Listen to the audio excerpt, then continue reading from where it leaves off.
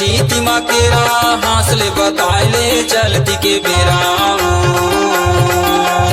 ए बाई ए वो हासले बताइले चलती के बेरा सुर के बोला तय करवाना चाहिए मैं कहती हन्य दाऊ जात सरमाए ये दाऊ ये गाँव मैं कहती हन्य दाऊ जात सरमाए हासले बताइले चलती के बेरा हासले बताइले चलती के बेरा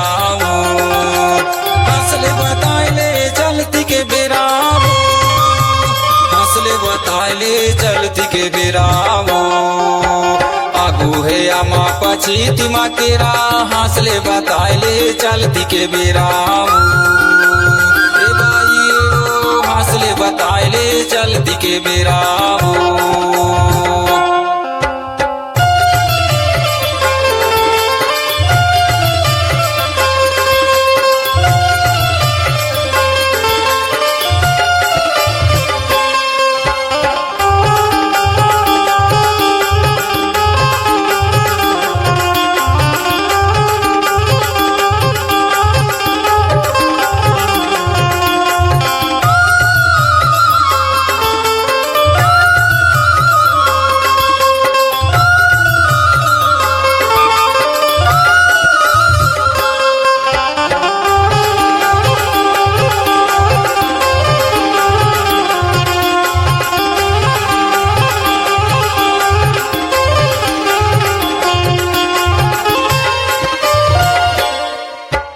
बिजली रे चमके बादल गरजे वो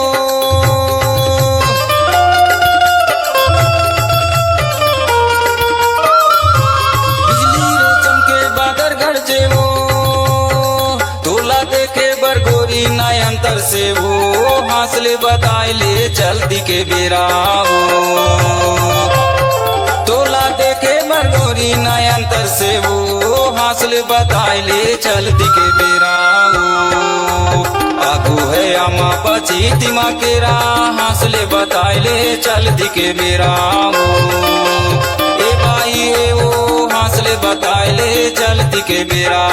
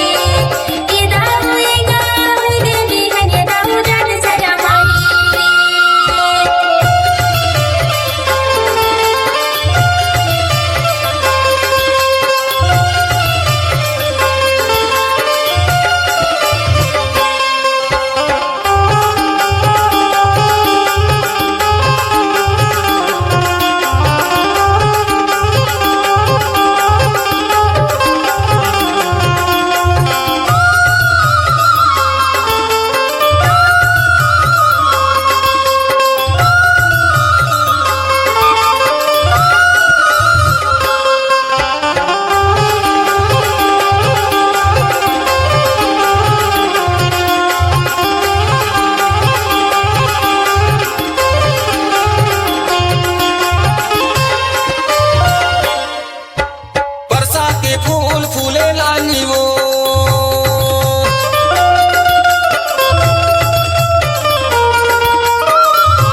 बरसा के फूल फूले लानी वो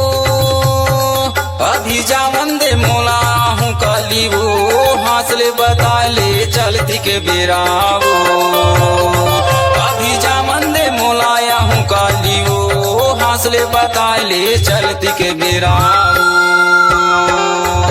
आगू है आमा पची तिमा केरा हासले बता ले चलती के बेरा वो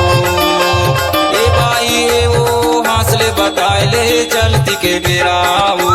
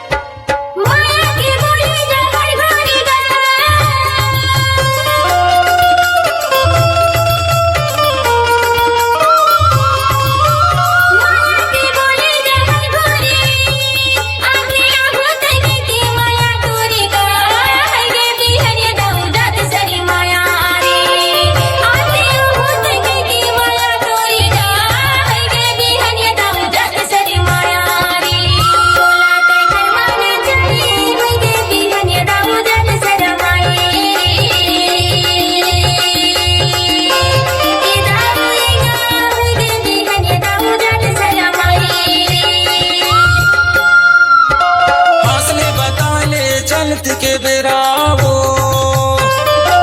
हासले बताए चलती के बेरा वो हासले बताए चलती के बेरा वो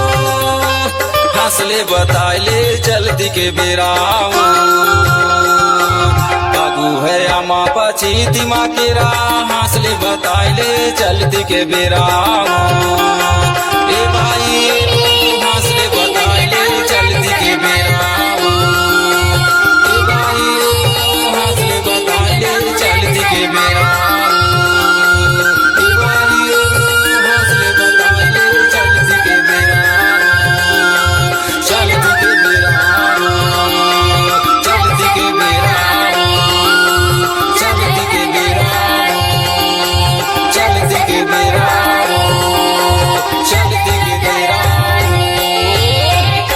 चले आइए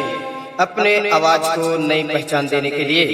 कम समय कम राशि नजदीकी पहुंच मल्टीट्रैक्स ऑडियो रिकॉर्डिंग सेंटर भूपत स्टूडियो खुर्सी महोरा अमरकंटक जिला अनूपपुर मध्य प्रदेश। हमारा संपर्क नंबर है 91 31 39